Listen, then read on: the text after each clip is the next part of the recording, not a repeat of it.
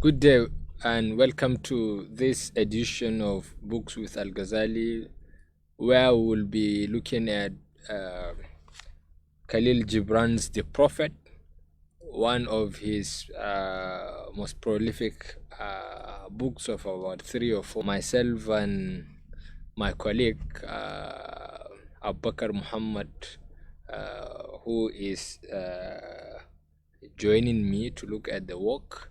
Lukman, my regular colleague on this show, is unavoidably absent. So you're welcome to this review. Our last review was on Power, Politics, and Death, written by Mr. Segun Adeni, and the work captures the behind-the-scene happenings in the presidential villa under President Umaru Musa Yar'Adua, and leading to his ultimate exit from power and death. It is a dose of politics in Lebanon, and then perhaps lived most of his life in the United States of America. He's 48. He lived for 48 years. By 1931 or so, he bowed out. And he left us with a book that continues to excite its readers because of the depth of the work. I personally have a record of being a very fast reader. So when, for instance, I have a book that is 200 pages, I can read it in 3 or 4 at most readings. But this book is 60 pages, with the exception of about 15 or 20 more in the preliminaries. But despite being just 60, I think this is one of the books that continue to take most of my time each time I come back to it, because I've read it a number of times. It is that's the books that are a bit spiritual, have this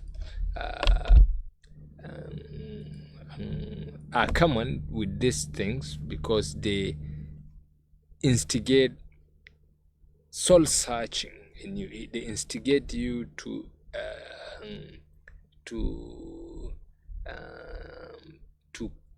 introspect. It is the same thing you will get when you read books like, for instance, the Paul Coelho's The Alchemist, or the Masnavi of Jalaluddin Rumi, and works like that, because they have depth. And I think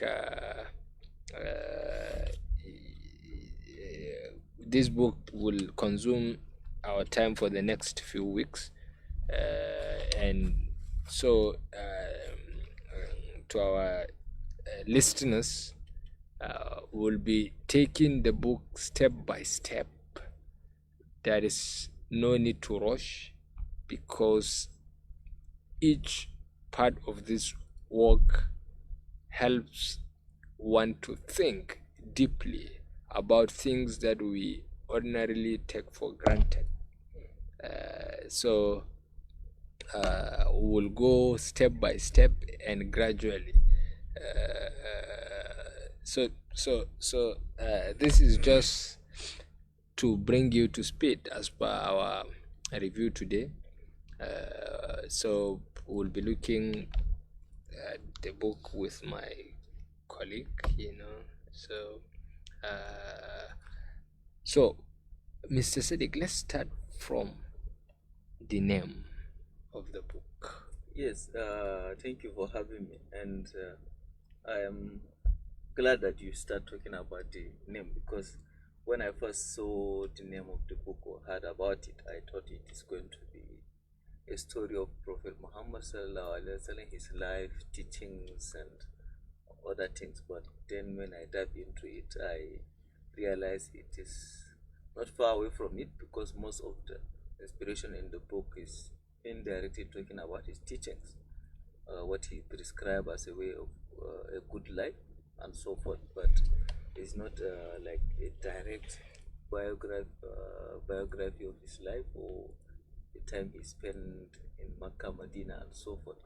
So the title is very catchy, and it is enough, I think, to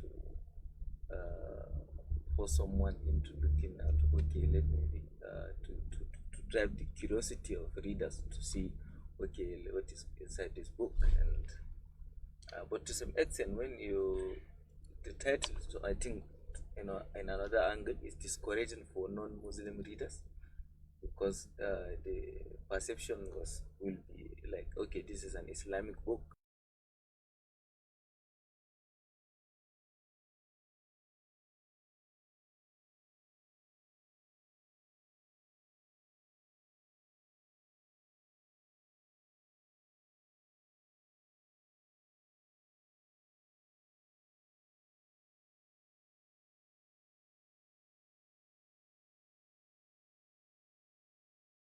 You must have gotten from this book, and the person the Kahlil Gibran represents. But perhaps this work is, first of all, Kahlil Gibran comes from the Levant area in the Middle East, and that area is notorious for being the melting pot of a lot of religious, cultural, intellectual heritage of the world. Interestingly, Lebanon, his home country, is one of the most, I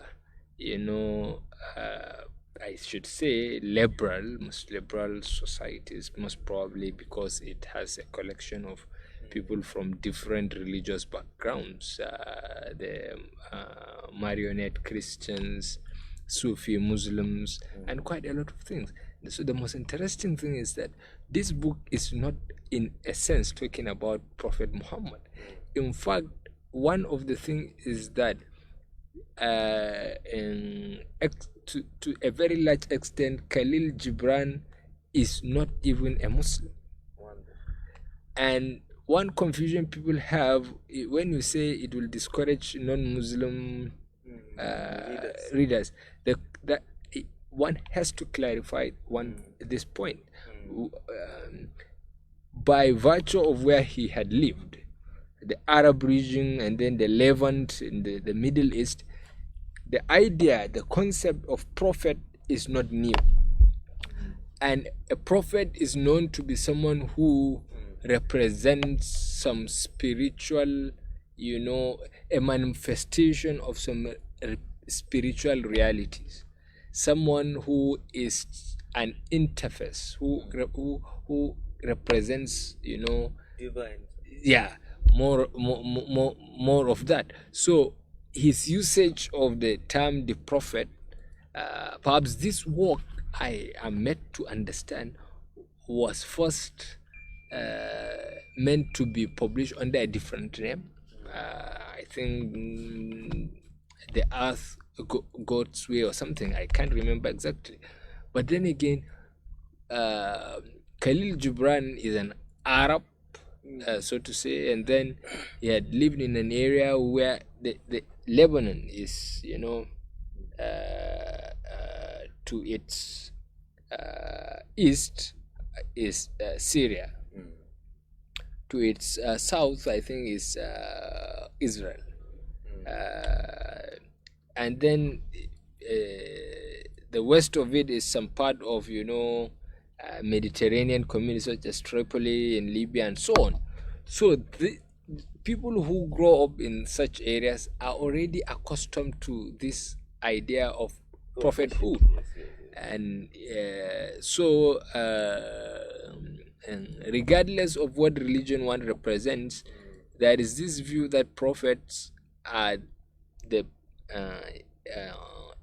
messengers of the divine, and he thinks that the whole secrets to so many things about our existence, and this is perhaps what makes what I think pushes him to name the work the prophet. And sometimes the name, these books are not essentially named by the author alone. Publishers play a lot of role, editors, and then people around you, people who are part of the work. For instance, he had mentioned that, of course, in this work he had interacted. He seems to have interacted with a lot of people before this work was completed. So many of these people may have played fundamental role in determining the title.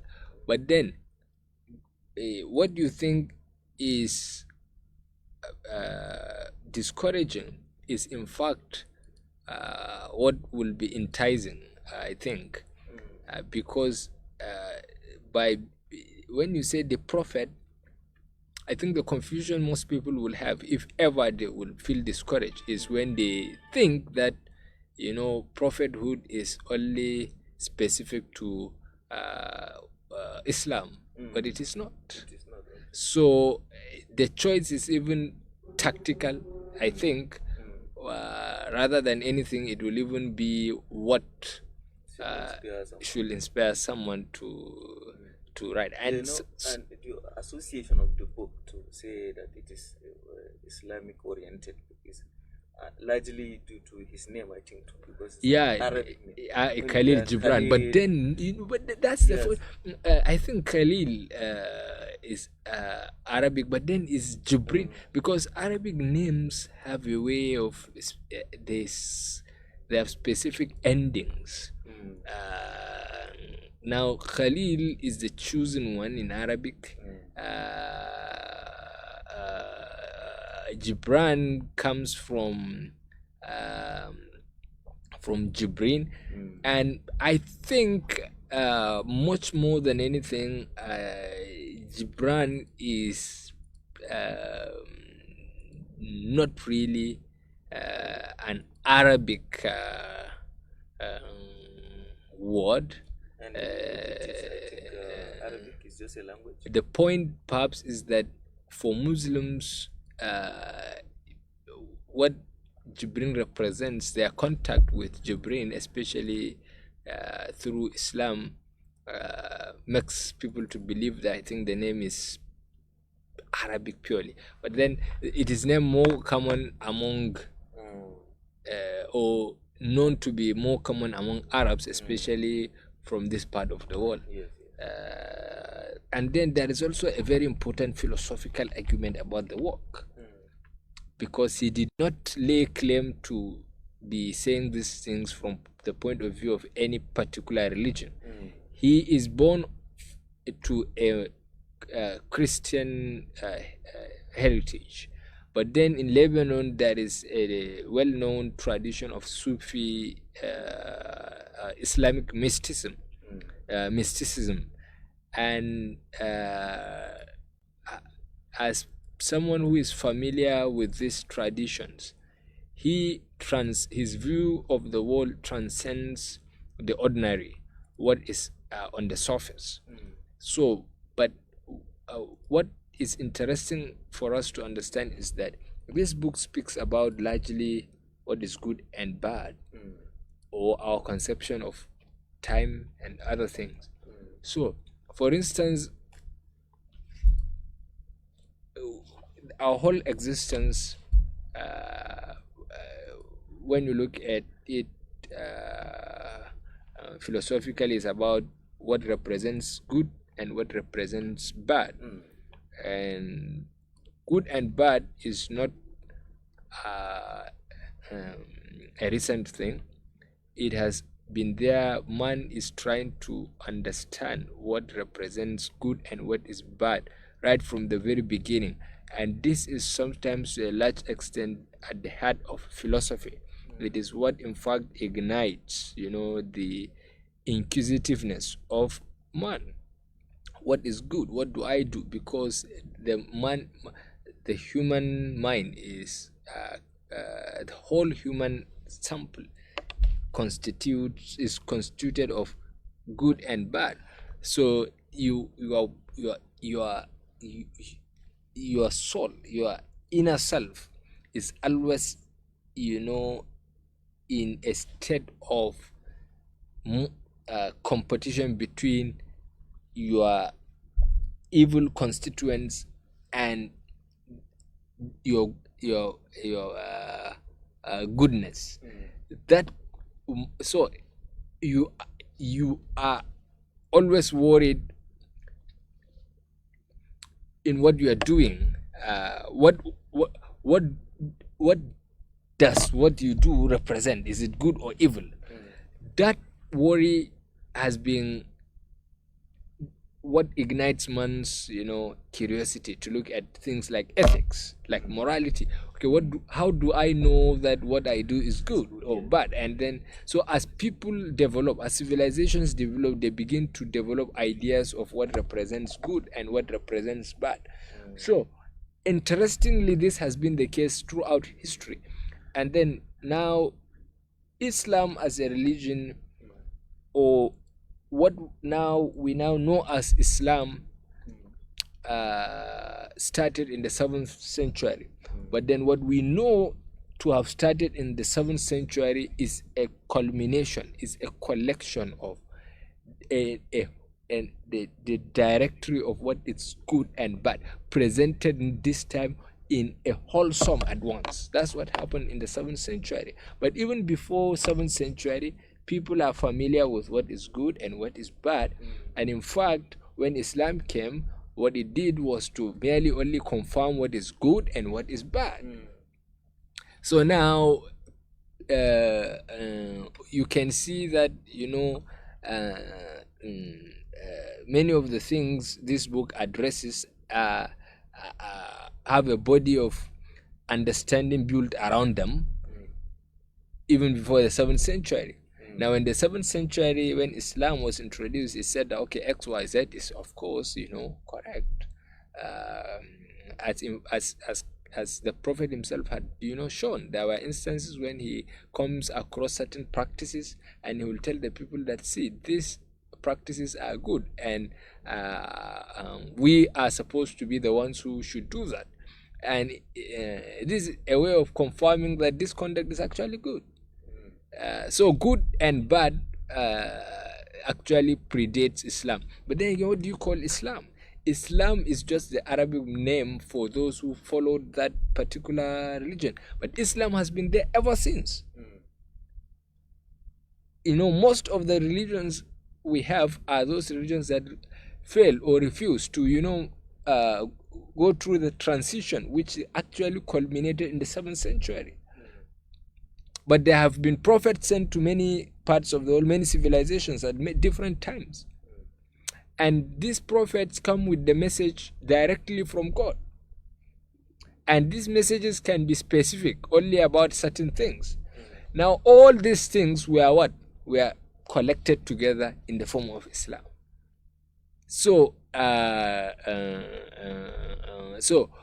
maybe this will help us contextualize some of the things here, so that people first of all should know that this is not specific to perhaps any religion. It just helps us to have a deeper view of some of the things we have taken for granted. And I think this book is sometimes difficult to understand. Because what?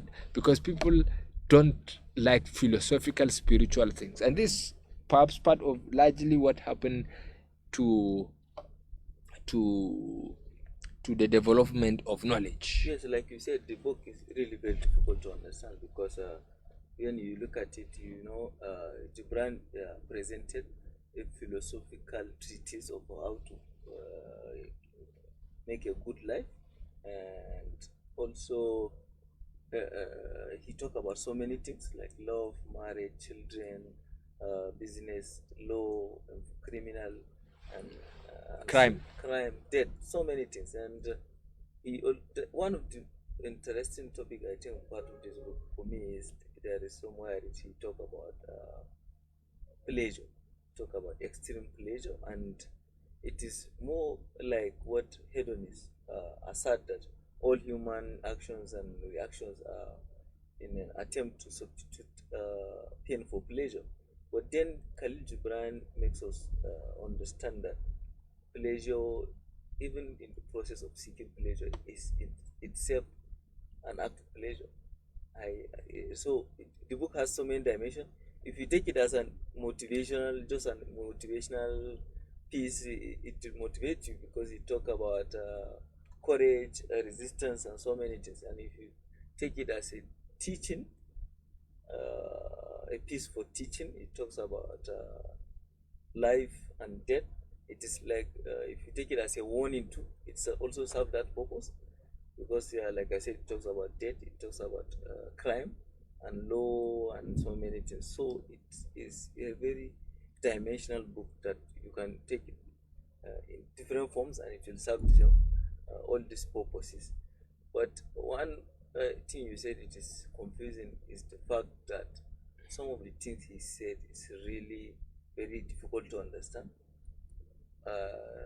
unless if you have this curiosity to dig deep and think deeply into it. What the book is trying to do is to force people to think, which we Yes. don't want. Yes. And thinking has been long sacrificed in the pursuit of, in the scheme of intellectual arrangement.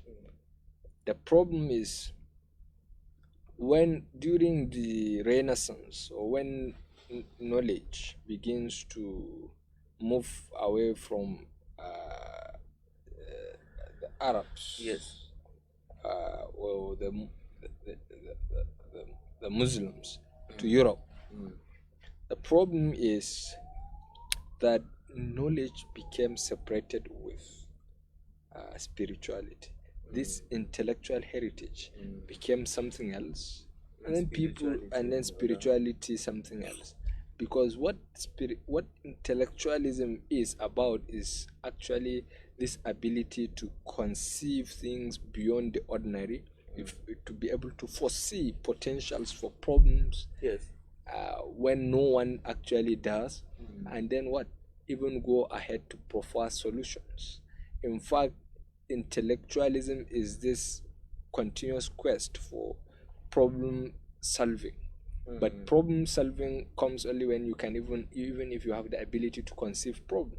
Now, what knowledge the knowledge we now have is actually just about superficial things.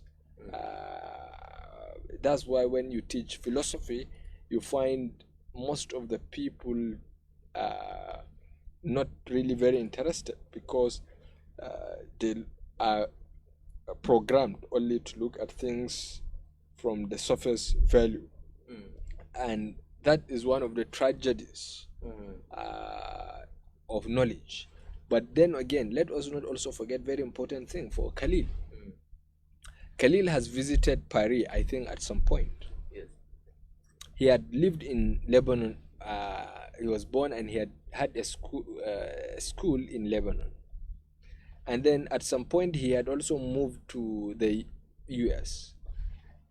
And he has kept on correspondences with people from various parts of the world, especially Egypt and other things. Now, he is a product of an old civilization, being an Arab himself, having lived in Lebanon and so on. Yes. Now, the time in which he had lived was also a period, was a period of intense philosophical, intellection here and there. He was born in the 80s. Yes, it's just And this was just a period when the world got over what we call, I think, the age of reason. which was largely driven by French scholars who have a way of, who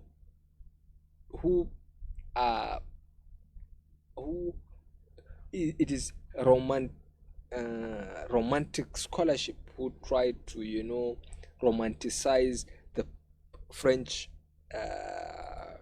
nation, its supremacy, through manipulation of words, and this has a way of affecting scholarship for some time. And I think even the writing of Gibran, which was largely in a poetic form, is influenced largely to some extent by the style peculiar to the scholars of that time. But even then again, the writing in Arabic is also like that, because Arabic is way deeper. Yes. Now, I have listened to people who say that they read the Arabic version of this book, and they said that the meaning is even deeper. Yes. You wouldn't even appreciate the book if you. Yes. And Arabic is famous with this kind of yes, deeper meaning. Yeah. Even biography given of Kahlil Gibran, that he had what? He had an understanding of the Sufi order, Sufi tradition. Sufism is purely an attempt to spiritually connect with worship. It believes that much more than our actions, how much do we also participate in what is the intention for our actions. What it tries to connect our physical worship with the spirit, with spirituality. That's what Sufism is about. Their major break with people in the Salafia movement is that, to some extent, they are extreme on largely practice. So this is a particular way you must worship God. It has been prescribed. Sufi said that as much as this is good, what is the intention? If you're praying, do you feel from your soul that you are actually praying? So Sufis say that we have to treat the heart to be able to connect with the worship we are doing. So they activate the heart. They make the heart not, because largely our hearts are passive in the things we do. So the Sufis try to awaken it. And the approach of the work tries to look at the inner spiritual connection we have with some of these things. This is one of the very fundamental things about the books. And you can see it resonates with various cultures. It resonates with the human spirit. He kept on talking about the spirit in the work. It has been translated into about 100 different languages. It is believed to be the most translated book in history. Most probably, yes. But 100 different languages. I personally do not know if that is the most translated work. But what I know is that 100 different civilizations, different cultures, find this work to resonate with them. That is to tell you that our spirits are largely somehow connected, and we make sense of things that speak directly to our spirit. Whatever barriers we build between ourselves with these things, because many of the Sufis have a tradition of saying that, okay, we will find our way back to our real self, a way back to the divine. And that is when you acquire yourself. when you can sustain your own presence, that okay, you know you are in this studio, you know you are saying these specific words, you know the temperature of your body, you are in consonance with your thoughts, you are in your complete presence, that you know what you're doing, you are not here and your mind elsewhere, you know. I think this is connected to what he said about humanity when he's talking about humanity. Yes. He said there is something, he said, your children are not born for you, they are born for humanity. Okay. And that every human being is naturally good. Yes. So it is just struggling to find its real self. Yes. That every human being is inherently good Yes. in nature. Yes. And is not prone to evil. Yes. Evilness and all these things are shaped by his experience and absolutely, and so forth. So absolutely, this is a typical ideology of the Sufis. Absolutely, absolutely, absolutely. This attempt really to, you know, reclaim yourself from the many things that are against your real self, that are trying to, so when you have education, that education is probably one of the reasons that takes you away from your real self. Every experience, so you are changed from your real self by what experiences, what influences you have. So I think this is one of the ways in which people should understand this book, and should even understand Kahlil Gibran, because if you are not connected with the spirits, it is in fact really very difficult to be able to write this book, to conceive these things. Especially during those times when the world was really plagued by quite a lot of things. Parts of Lebanon, parts of Syria where he had lived are the territorial are under the Ottoman. The Ottoman state itself was crumbling down. You have the Young Turks, the whole crisis of the. Then you have the First World War, you know, and by 1931 the world was set for another war again. The world was just coming out of the Great Depression, and so on. Quite a lot of things. There was fear everywhere after the First World War. People were trying to understand what direction the world would take. There is fascism elsewhere, dictatorship elsewhere. Killing was very common. Quest for nationalism, and so on. So very few could have been able to conceive so deeply the things Gibran had, despite the distractions. But you'll wonder, has there ever been a time in this world when people are not distracted by things, a lot of things? Today, in our case, we have the mobile phones and so on, and this makes people really hard. It is perhaps one of the difficulties I have reading books on my PC or my phone. I will keep getting distracted by a message coming in. You just feel the urge to check on your timeline and this and that, and it takes you long. And then so these distractions are still with us, but then only those who are lucky will be able to isolate. Is it isolate? To be able to achieve, to attain this spiritual well-being, because our spirits have been believed to be, among the Sufis, have been dated by a lot of things, and that you have to be put on certain rituals to be cleansed of this spiritual dirt.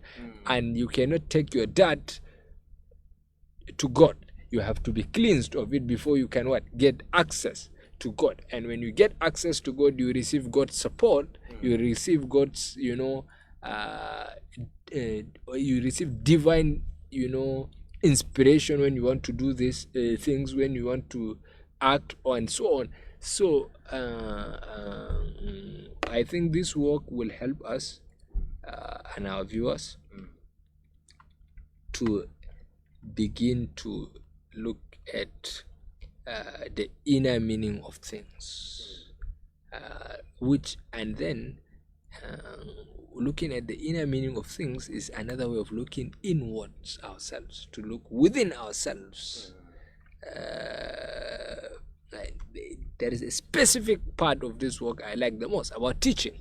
He said that when you teach, you are not teaching the student what they do not know, but you are trying to, activate in them the things they already know.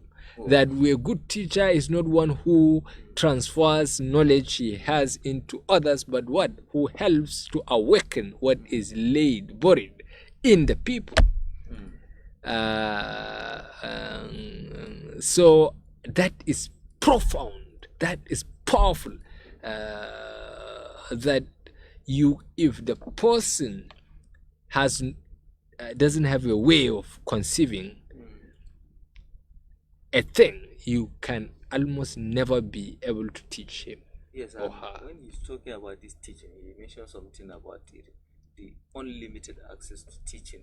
He said everything in this world is a teacher. Everything we do, even we ourselves are teachers from our action. And he mentioned that everything is the teacher, and then every teacher lies. But when you did not understand what he mean, he will say, okay, maybe all our teachers are lying in one way or the other. But he said what he mean by lies in that aspect, he mean there are intentional or unintentional lies. And I think what he is trying to say there is that we should look at every aspect of our life as a means of gaining knowledge. Yeah, ordinarily, that's what this God is. This whole world is a da'wah. I think he is talking about even limit of teachers, that if you don't see everything as a means of learning, your knowledge will be limited to what your teacher said. It will not give you an opportunity to open up to look for deeper things beyond your teachers. Yes. Yeah, so I think, perhaps, that's what spirituality is about. It helps you to have clear understanding. Yeah. It limits your judgments. When you see something that is not clear to you, that appears to be a lie, you don't call it merely a lie. Say it might be that I do not understand. Need to have individual thinking or personal thinking on things. Is it what he's saying? Not really. Teachers said it. Not really. Even what teachers tell you are limited for some reason. To their knowledge. Maybe to their knowledge, or maybe to your own knowledge. Many times to your own knowledge. Either because the teacher didn't want to give you much more, but that is basic. Largely because you do not develop the psychological tools at the moment to understand certain things. And as you grow, how many things have we misunderstood as young people? And as we grow, we have better understandings of them, such that we unlearn them. Some of the beliefs and views we strongly hold on to when we are much younger, we no longer look at them the same way because we are now older, we are now more experienced. A typical example, I think, is how the concept of discipline. Yes. When you are very young, some of the things your parents discipline was like. Yes. It's just they don't like us. They are being strict and so on. But when you grow, you understand that. When you see the looseness, yes. the lameness all around in this world, you will appreciate what they did. So I think we'll start looking at the book by our next episode. This is just some random general overview of what is to be expected moving forward. It is a very difficult work to understand, but very interesting. Even as people don't understand, it has a way of making you at least get something at your own level. So it doesn't matter what level of understanding you have. At whatever level, you can read this book and understand something. And there is no single way in which this book can really be understood. It can, different people will understand different things. I'm now surprised that some of the things we have drawn attention to are actually you only made me look at it in a different way. So that is what is interesting about this book. So we'll try to bring out our own understanding. You can do well to also help us with your own understanding if you happen to read it, because I have always looked forward to have a discussion on this book with people who have read it. Each time I find someone I engage him in discussion. There are a few books like that. Yes, I think I would recommend also that everyone should at least read this book even once in a lifetime. Yeah. Because it has everything one will need, I think, for a living. Or perhaps most of the things. Yeah, and perhaps the worst of it is that it is not harmless. It is harmless. Yeah, it is. Yeah, So of course. So I think we will have to, stop here with the overview. When we meet next week, we'll start from section by section, because it is generally more like a Q&A. He rejected the title of a philosopher. He said he is not. But most of his writings are reminiscent of the way philosophers write, especially ancient philosophers. Most of their works are presented in form of a dialogue, a Q&A, and this is the pattern taken in this work. Just for the closing, he tries to depict a man who lived in a city called Ophalis. Ophalis, what he meant by that, I do not know, and most people do not know, but he called it Ophalis. And he had lived there for quite some time, and he had always looked forward to returning to his hometown, which may probably mean returning to God rather than returning to his homeland, because most of these references are symbolic. And when he had been waiting for the ship that could carry him.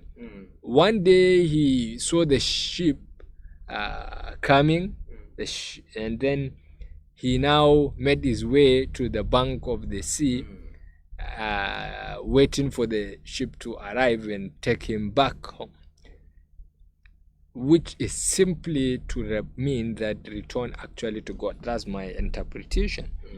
Now, there are people who he had lived with, having known him to be a person of extraordinary wisdom, who is perhaps therefore the prophet, named Al-Mustafa, as far as this book is concerned.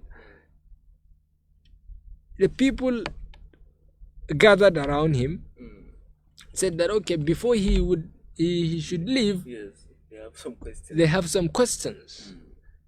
And they kept throwing up questions about, the housewives will ask him about marriage. Some people will ask him, masons ask him about building, lawmakers ask him about law, teachers ask him about teaching, and so on. There are different people ask different questions, to which he offered his own answers and his own understanding.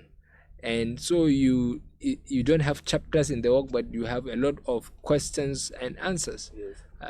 So we'll pick each of them one after the other and discuss them moving forward, because that will help the reader also look at these things from multiple points of view, rather than just monodimensionally. So thank you very much. We are happy to have you review this book with us, and we hope that you will find our discussions really interesting. You can always leave a note for us. We will take up the note about the book, whatever it is, and review them. Leave us a note if you want to also join the conversations. We can welcome you in. We can invite you to the studios if you are within reach. If you will join us virtually, we will find a way to do that. And if you have questions, you can drop them in the comment section, or email us on info@yen.ng, or even send us a message via messenger on Facebook, to our Facebook page, at Yerwa Express News 2016. So on behalf of myself and my colleague Sadiq, I wish you a great time ahead. Thank you.